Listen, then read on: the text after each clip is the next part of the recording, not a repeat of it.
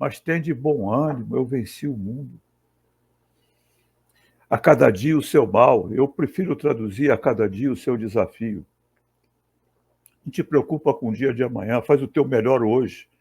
Deixa para o dia de amanhã para resolver o dia de amanhã. Isso não significa falta de previdência, mas isso significa não se preocupe com o dia de amanhã. Se ocupe com o dia de hoje. Essa é a mensagem. Jesus falava, procurava despertar, e até hoje, nos despertar para a vida espiritual. E as parábolas eram histórias, histórias com fundo moral. O fundo moral qual era? Despertar para a vida espiritual, que ela está relacionada com as decisões e as escolhas que a gente faz na vida material. O transitório para o permanente. Aqui é uma escola. Alguns dizem hospital, outros dizem presídio. Eu prefiro entender como escola. Muitas vezes como um reformatório, mas escola, onde a gente está aprendendo. E por que Jesus falava por parábolas? Em primeiro lugar, porque ele não deixou nada escrito. Mas também não adiantava muito, porque mais de 95% da população era analfabeta. Escrever era muito caro.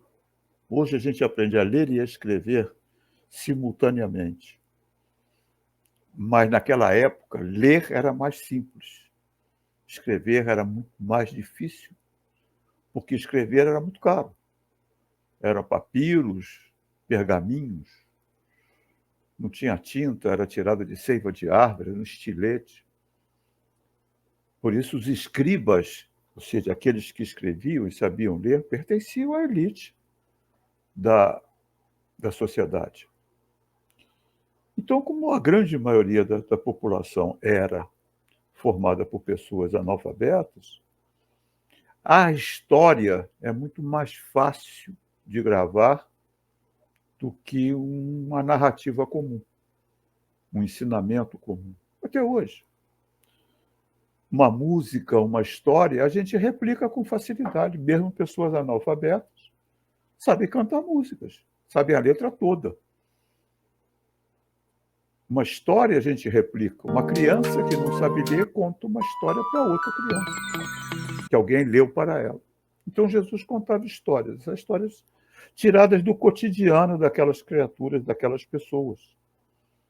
É um filósofo espiritualista chamado Humberto Roden, que ele dizia o seguinte, que as parábolas de Jesus, elas têm um significado imediato, um símbolo material e um simbolizado espiritual.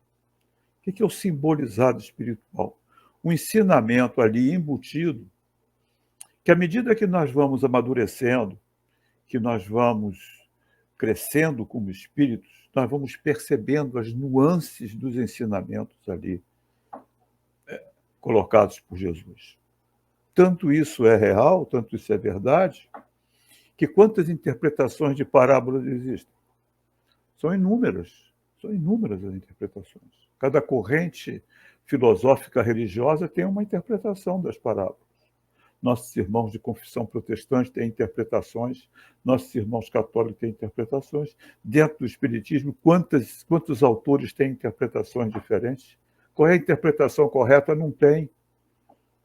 É aquela que mais a gente percebe, mais toca dentro do nosso coração, dentro do nosso entendimento.